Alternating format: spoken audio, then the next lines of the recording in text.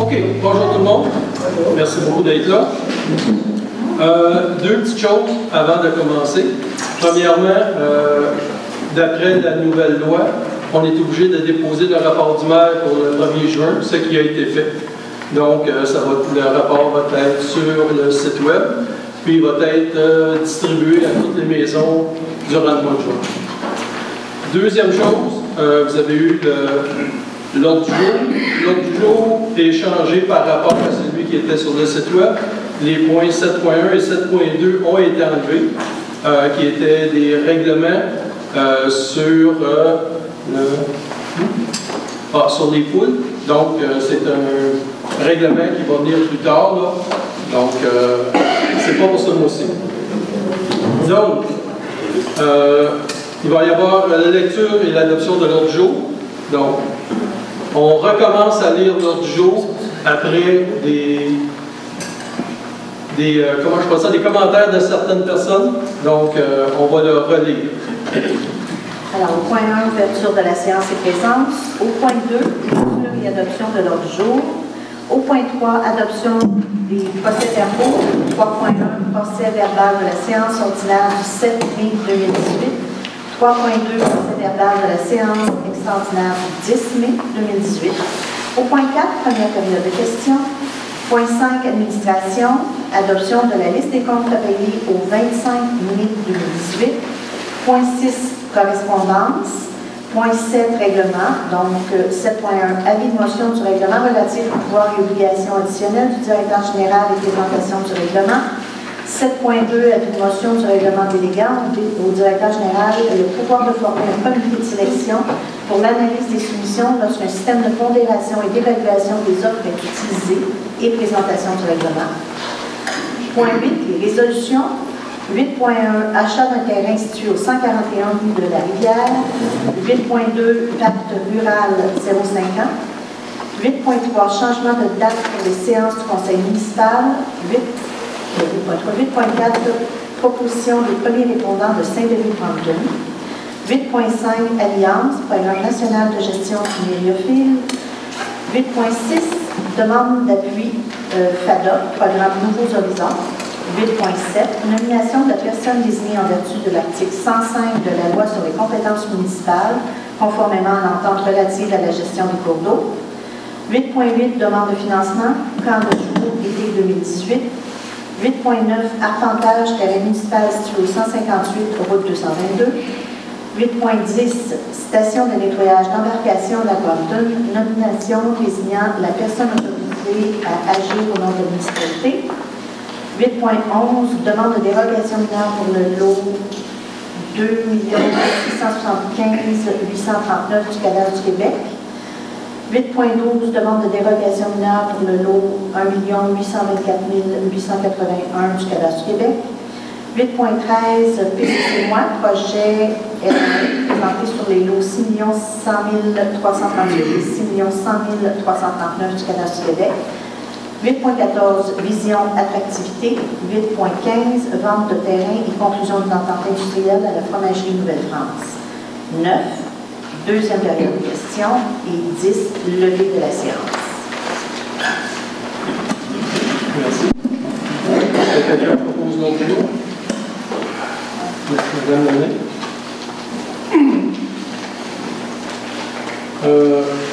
Dans les procès-verbaux, donc celui du 7 mai, est-ce qu'il y a des questions ou des commentaires sur ce procès-verbal-là? Quelqu'un propose? Monsieur Côté.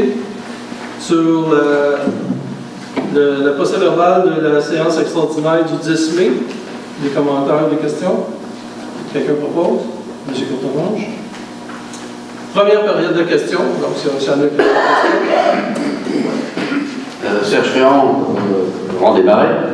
Sur le plateau multisport, il y a une pancarte sur laquelle est inscrite, je pense que ça vient du gouvernement du Québec, je ne sais pas, tout à moins une subvention de 119 200 000 dollars. 110 900. 110 900. 110 900. On sait que le plateau multisport va plutôt être près des 280 000 que des 110 900. Il y a une explication à ça? Oui, ça c'est la part du gouvernement qui est écrit là. Ok, s'il n'y a rien d'autre, c'est simplement une pancarte qui est demandée par le gouvernement pour remercier le gouvernement pour la subvention des plateaux multisports. C'est-à-dire que c'est pas pour remercier le gouvernement, c'est quand il a signé l'entente avec le gouvernement, c'était l'obligation de mettre ce panneau-là. Ok. Donc ça n'a rien à voir avec le total du budget. Non, pas du tout. Parfait. Jean-Claude Thibault, chemin à refaire, qui appelle des marais aussi. Mais c'est pas de ça que je vais vous parler du tout, soyez au sérieux. C'est le point 8.5 au sujet du Programme national de gestion du griophile. Je voudrais juste un peu donner des nouvelles de l'Alliance et vous poser une question, monsieur le maire, ou les conseillers qui peuvent répondre. Bon, pour ceux qui suivent le dossier, on s'entend pour dire que le griophile est une plante exotique envahissante, extrêmement envahissante. On a découvert depuis un petit bout de temps que les lacs qui sont sérieusement atteints peuvent voir des dévaluations foncières de l'ordre du 20%. Donc, ce n'est pas une menace uniquement écologique, parce que ça change vraiment l'habitat du poisson et l'habitat faunique, mais ça change aussi la qualité d'évaluation des terrains. L'Alliance, au moment où je vous parle, il y a le 5 mai dernier, elle commençait une campagne pour chercher des appuis. Les appuis de tous les organismes publics, privés. Et je veux juste vous dire qu'à l'heure actuelle, on a au-delà de, en l'espace de 30 jours, merci, on a au-delà de 200 appuis en 30 jours. Dans le sens que les gens répondent énormément. Et là-dedans, il y a 163 municipalités déjà. Et l'UMQ, dans les municipalités du Québec, et la FQM, la Fédération québécoise des municipalités, ont adopté à chacun de leur niveau cet appui-là. Et nous espérons ce soir que notre municipalité va être la 164e, on l'imagine. La question, c'est, je sais qu'il se fait, la rumeur, c'est pour ça que je voudrais la faire clarifier, qu'il se fait un travail avec les municipalités qui entourent le lac Brompton, qui malheureusement est atteint. Y a-t-il moyen de savoir à peu près si c'est vrai et à quoi ça ressemble? Oui, les deux municipalités travaillent ensemble, puis on a une réunion mercredi matin à Offord. Les maires, les DG, les conseillers qui s'occupent de l'environnement. Pour établir une stratégie pour l'été 2018. Et une stratégie à long terme. À long terme. OK. Merci. C'est tout? On passe au point 5.1, adoption des listes des comptes à payer au 25 mai. Il y en a qui ont des questions, commentaires? Quelqu'un adopte? Madame Denis? Correspondance? Questions, commentaires? Non? Règlement. L'avis de motion du règlement relatif aux pouvoirs et obligations additionnelles du directeur général et présentation du règlement. Vous avez eu le règlement à l'entrée. Donc, ce que ça dit, c'est que la directrice générale, qui est aussi secrétaire territoriale de la municipalité, est régie par la loi, le Code municipal du Québec. Mais là, ce qu'on va faire, on va lui donner plus de pouvoir sur les ressources humaines. Elle aurait des pouvoirs et des obligations de la directrice générale selon la loi des cités et villes pour gérer les ressources humaines, matérielles et financières. Donc, ça lui donne plus de pouvoir à la municipalité.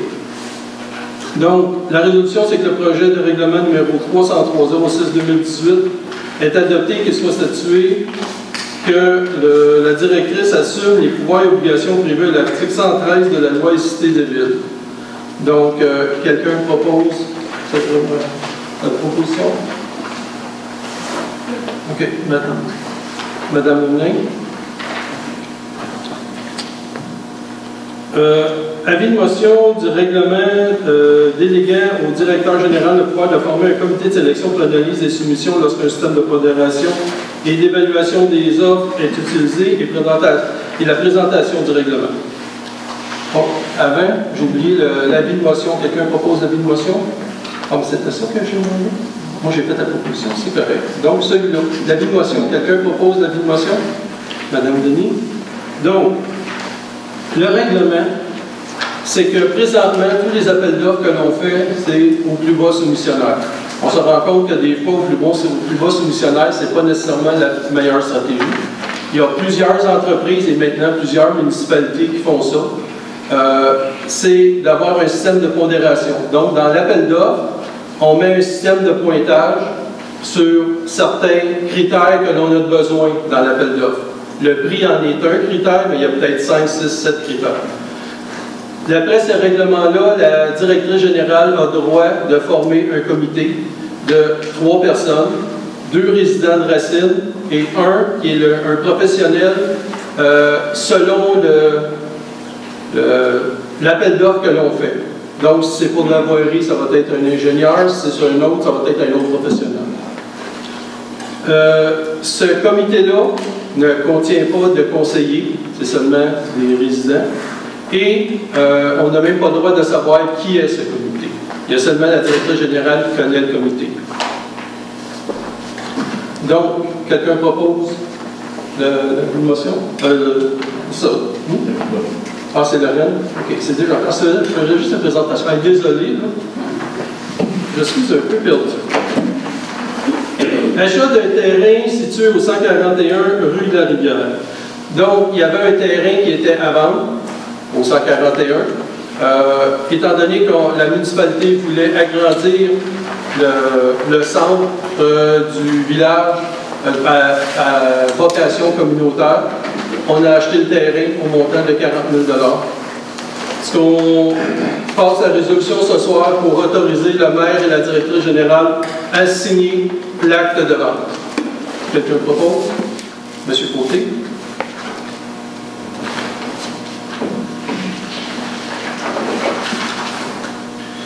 Parc rural 0,5 ans.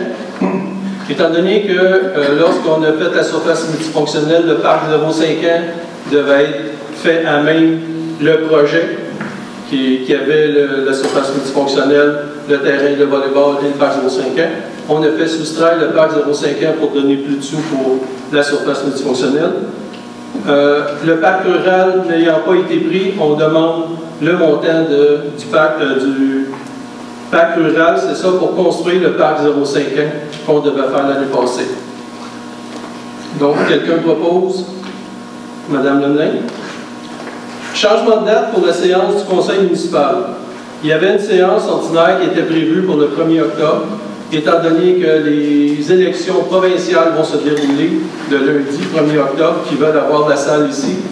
On s'est fait mettre dehors. Donc, la séance du conseil va se faire le 2, le lendemain. Quelqu'un propose? Madame Denis?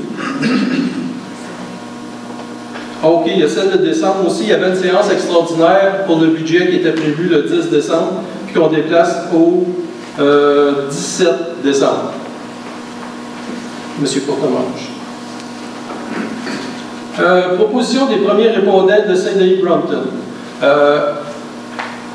C'est ça. On a une entente présentement avec Saint-Denis-Brompton qui sont premiers répondants à tous les résidents du lac Brompton, c'est-à-dire de Saint-Denis-Brompton jusqu'au lac Larouche. L'entente arrive à échéance demain, le 5 juin. Donc, il faut faire un renouvellement. Ce qu'ils nous ont proposé, c'est qu'on continue la même entente pour les gens de Saint-Denis, du lac Brompton. Puis, pour les autres, toute la région de Racine, toute la municipalité de Racine, c'est qu'ils vont répondre à tout ce qui est des cas critiques. Donc, arrêt cardio-respiratoire, puis aussi les chocs anaphylactiques. Cependant, si jamais les ambulances à Valcourt ne sont pas disponibles, là, ils répondraient à tous les appels la même chose qu'au lac Brompton. Donc, c'est pour donner un meilleur service pour tous les résidents de la municipalité.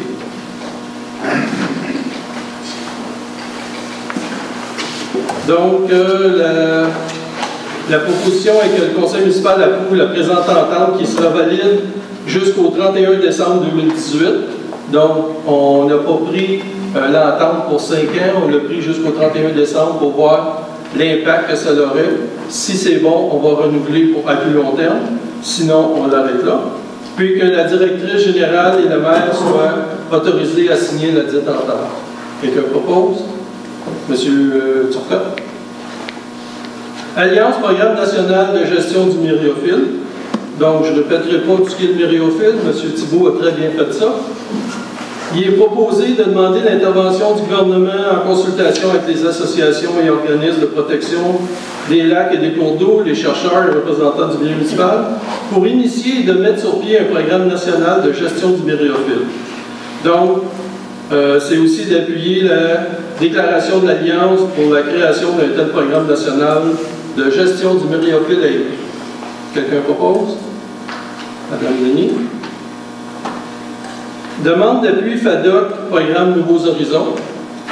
Donc, la FADOC a fait une demande d'appui, nous fait une demande d'appui dans le cadre du programme Nouveaux Horizons pour implanter dans le parc ici en arrière des exercices, des formes d'exercices. Il va y avoir des panneaux, tout ça, pour faire bouger les personnes âgées.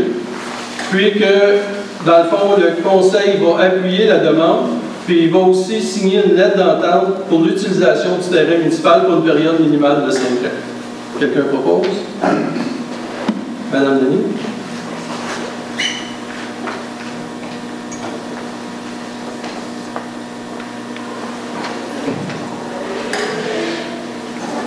Nomination de la personne désignée en vertu de l'article 105 de la loi sur les compétences municipales conformément à l'entente relative à la gestion des cours d'eau. La gestion des cours d'eau est coordonnée par la MRC. Cependant, étant donné la grandeur de la MRC avec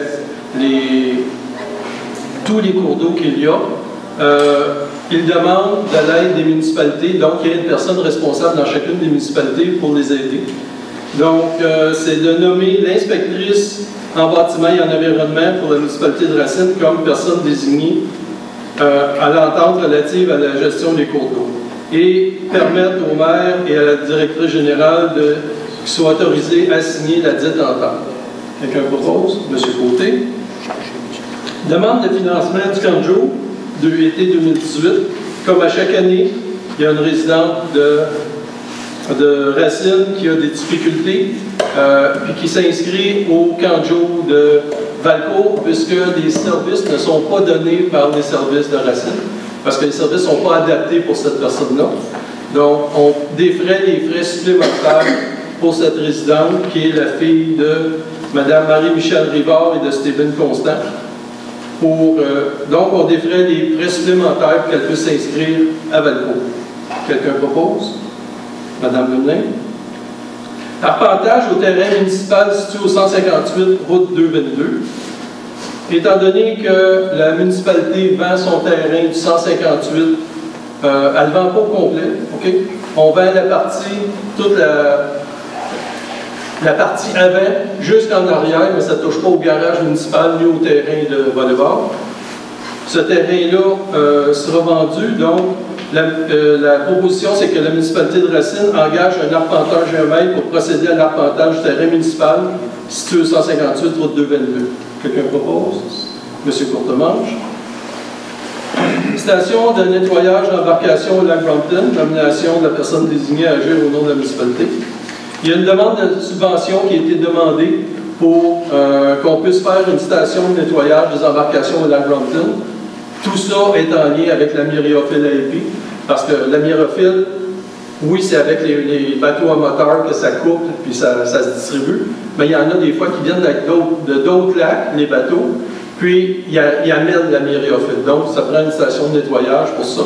Il y a une demande de subvention qui a été faite au ministère. Donc, de nommer, dans le fond, la directrice générale pour agir au nom de la municipalité pour la demande de subvention. Quelqu'un propose? Madame Denis. Demande de dérogation mineure pour le lot numéro 2 675 839 au cadastre du Québec, c'est au 498 chemin de l'Auberge. Il y a des changements qui avaient été apportés en 1995.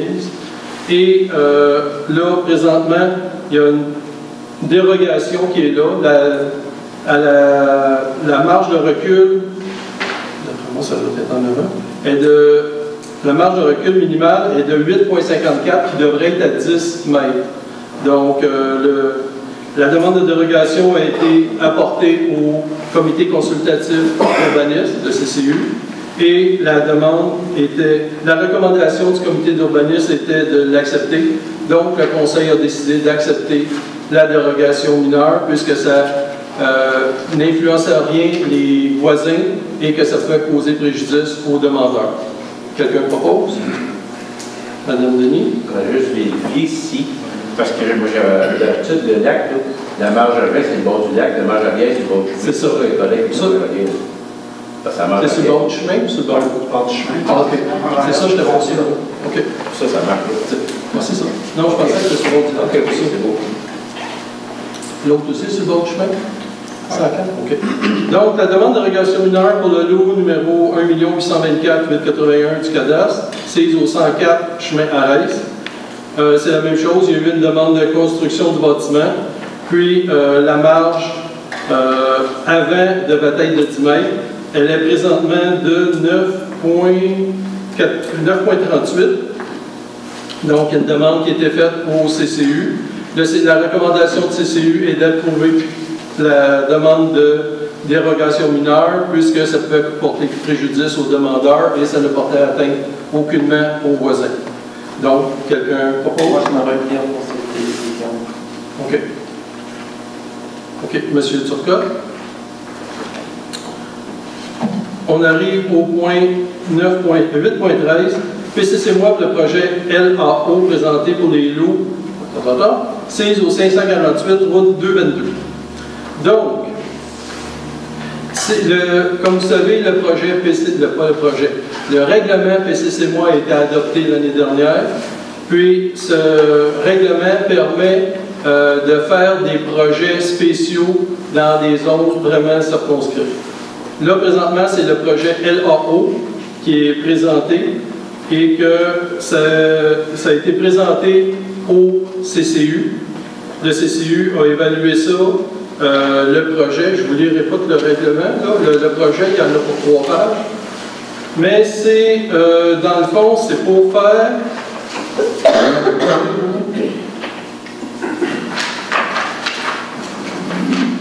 Dans le fond, grosso modo, c'est de construire un complexe écotouristique comprenant des cabines, des plateformes aménageables, hiver-été, des emplacements pour accueillir des tentes, des véhicules récréatifs, des blocs sanitaires, une salle de réception, un bâtiment d'accueil, une mini-ferme et un service de dépannage à l'usage des occupants qui est projeté sur un immeuble sur les 2 lots précédemment cités. Donc, le projet semblait conforme. Ça a été regardé par l'inspectrice en bâtiment. Donc, tout est correct, tout a été selon les règles et le projet a été accepté par le CCU selon différents critères. Donc, quelqu'un propose le PCC-moi? Madame Lemelin? Pour ça, toutes les règles à suivre, okay, c'est que là, on adopte le premier règlement. Il va y avoir une consultation publique. La consultation publique va avoir lieu le 18 juin, ici même, à 7 h. Par la suite, il va y avoir l'adoption du deuxième règlement. Et par la suite, il va y avoir le registre de référendums qui peut être rempli par les résidents qui sont situés sur les zones connexes. Okay? Puis, s'il n'y a pas lieu de référendum, il y aura adoption par la suite au prochain conseil, l'adoption du 3e règlement, puis après ça, adoption par la MRC. Et là, le règlement va rentrer en vigueur. C'est un long processus, mais qui doit rentrer en vigueur. Question, si c'est des règlements, il n'y a pas d'avis de motion? Non, c'est des résolutions. Ça marche par résolution. C'est ça, c'est correct. Le règlement, c'est le PCC-moi. Tous les projets vont être faits par résolution. 8.14, fromagerie. Il y a... Vision d'attractivité. Pardon? Oui, référence aux visions d'attractivité. On vous suit, Parce que non, elle a inversé. Parce que je lis, le rythme était inversé. Excusez-moi. Vision attractivité. Donc, il y a un colloque régional qui va se dérouler à Sherbrooke le 19 juin.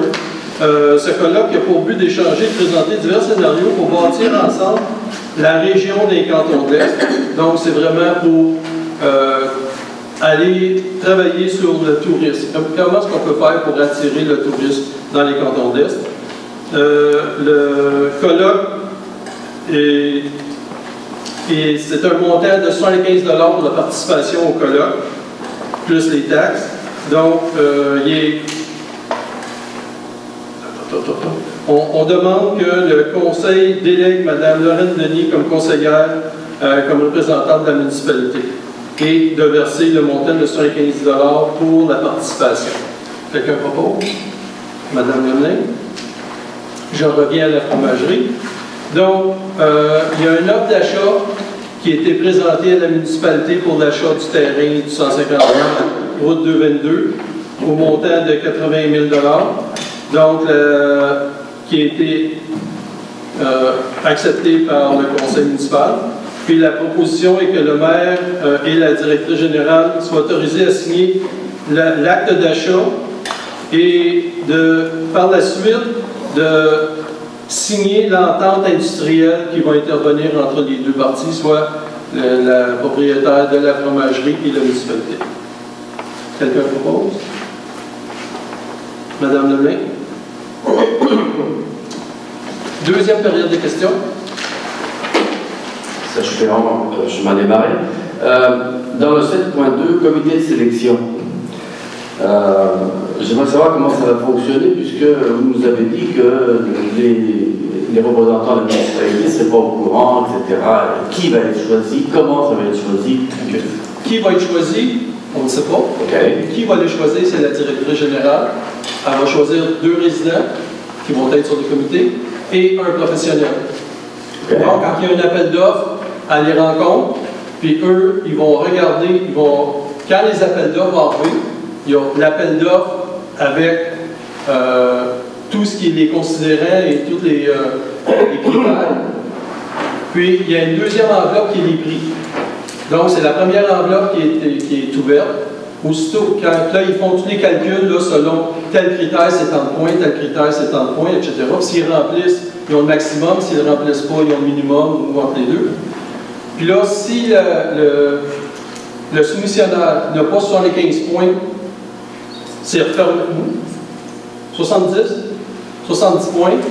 Son enveloppe est refermée, son enveloppe de prix est remise, puis c'est retourné au soumissionnaire. Donc, si je prends un exemple pour la réfection d'un chemin, les points qui vont être importants, c'est comment il va faire, qu'est-ce qu'il va utiliser comme matériaux, suivant le chemin, etc. Et ensuite, c'est le prix par rapport aux autres soumissionnaires. C'est-à-dire que s'il y a 70 points et plus, il passe à la deuxième étape, okay, comme tous les autres qui ont plus que 70, là, ça devient le prix.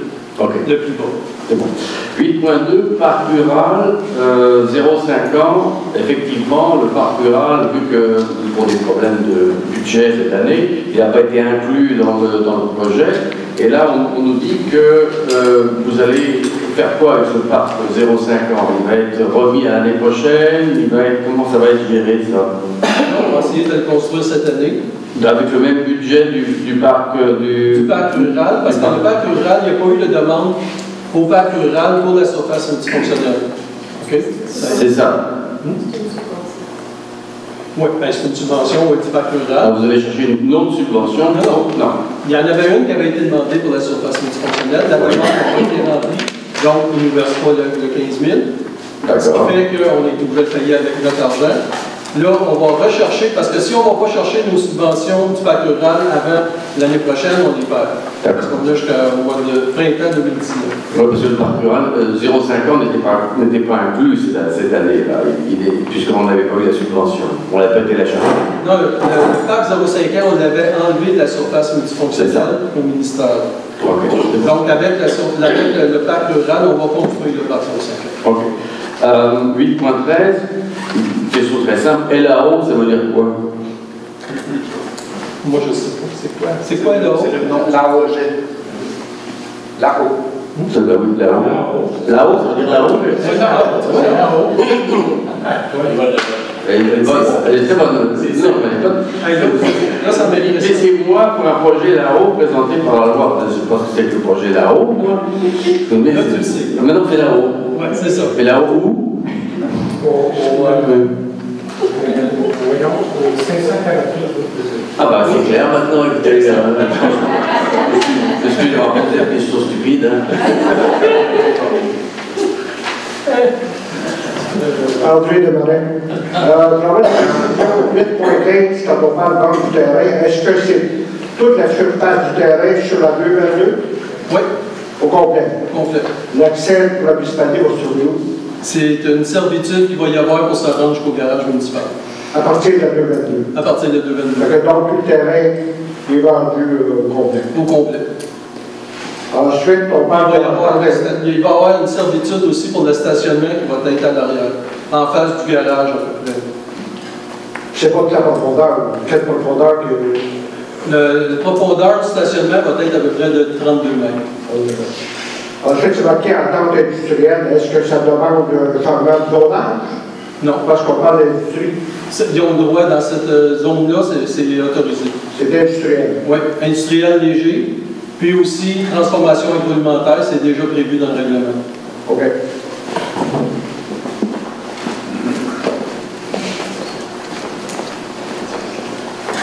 Bonsoir, Christian Baudry, au 222. Monsieur le maire, mesdames, messieurs les conseillers, je voudrais vous féliciter parce que de mon point de vue, c'est une grosse soirée pour le développement économique de Racine que vous avez fait ce soir. Vous avez pris 2 décisions majeures qui concernent 2 projets extraordinaires de 2 groupes d'entrepreneurs, de jeunes entrepreneurs de Racine, dont certains groupes sont dans la salle aujourd'hui, et on devrait être excessivement fiers. Ce que je comprends du projet là-haut, de ce que vous nous avez annoncé, M. le maire, c'est un projet qui va amener un développement agro-touristique extraordinaire pour Racine. Et le deuxième projet, je pense que c'est un secret polichinelle que Fromagerie Nouvelle-France va installer sa fromagerie maintenant, comme vous l'avez annoncé au 158 de la route 222. Je pense que comme citoyen, on devrait être extrêmement satisfait de voir que notre conseil municipal prend cette décision-là. Mais on devrait surtout être extrêmement fiers de voir que des jeunes de la région vont investir beaucoup d'argent dans notre municipalité, ce qui va rejaillir non seulement sur l'ensemble des citoyens comme attrait, mais il ne faut pas se cacher aussi comme importance au niveau de l'apport économique. La municipalité a toujours des préoccupations quant à son budget, et là, évidemment, les 2 investissements vont générer des revenus en taxes qui vont être fort utiles pour l'avenir. Alors, merci à la fois aux investisseurs et au conseil municipal.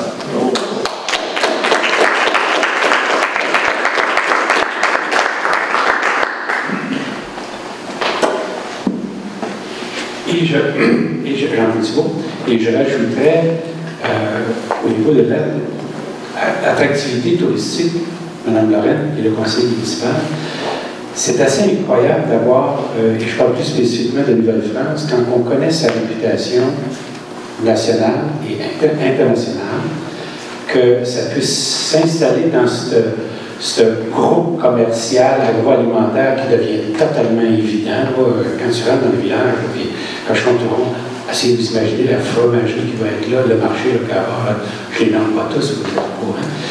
Je suis très content de cette décision que je sais avoir été très difficile pour toutes les parties. Puis bravo, je pense que le conseil, puis plus particulièrement toi, Christian, avez travaillé fort pour réussir à trouver cette solution-là.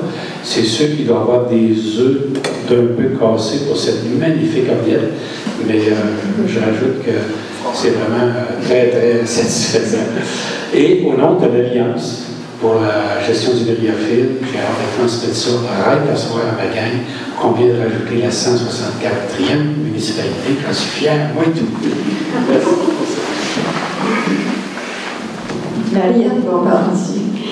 Je ne sais pas si je connais mal ma municipalité, mais 548, c'est où ça? C'est juste avant d'arriver au lac La Bouche, avant de descendre la côte. OK. Entre le lac La Rouche et le lac Brandon. Non, avant de descendre la côte. En haut de la côte du Boiseux. OK.